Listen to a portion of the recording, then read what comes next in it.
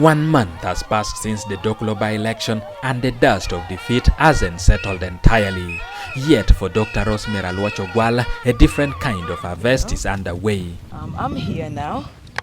Having fallen short in her bid to succeed her mother Cecilia Ogwal, Dr. Alwoc has returned to her roots and is now involved in dairy farming. The daughter of a chief. Yeah. We followed her to her ancestral home in Adok, Dokolo District, where the farm is located. This cow.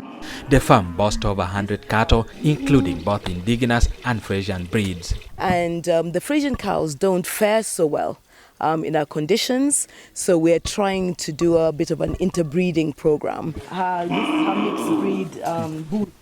Among them stands a particularly imposing cow, a gift from the First Lady to Dr. Alwoc's late mother. I mean, she's almost as tall as I am. This cow particularly likes to be milked to music. So when you play music, then she's more relaxed and she gives you far more. This farm is a model of efficiency. Green pasture stretches as far as the eyes can see. Automated machines chop the fodder and also deliver fresh water to the herd. Extra feed reserves for the dry season for the cows to keep them safe and happy.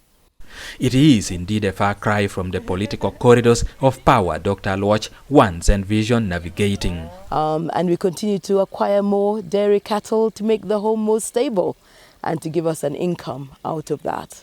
So that's what I'm currently working on right now when I'm not involved in politics. Farming for Dr. Alwoc is more than just a career path. It is a homecoming. All the way to 2026. So that was what was in my mind. So I saw my mom's vision crumble before my eyes. But I knew that the only people who could give me the mandate to fulfill it were the people of Dokolo.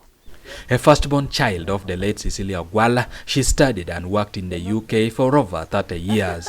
Now she wants to make a positive impact on her community in Dokolo District. As a legislator who was very impassioned in her speeches, most people might not remember that she lost her first election. So the way that I view it is that I lost my first election, just like my mother did. And, you know, I'm still here. I'm still consulting people about next steps.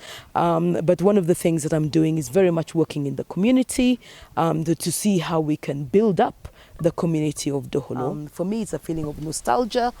She believes that identity politics played a role in her disadvantage. I wasn't considered one of them, a child of Dokolo. You know, to many of them I was. I mean, I got you know, over 8,000 votes, having been a politician of just a few weeks. So I am proud of them.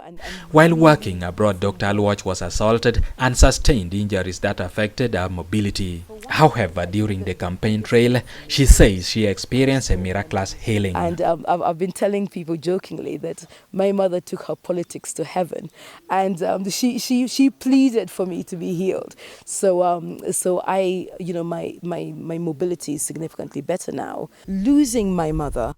Though the path to political service may have taken an unexpected turn, Dr. Alwoc maintains that her commitment to Dokolo remains intact. Now is inside of me. Northern Uganda remains one of the poorest regions in the country.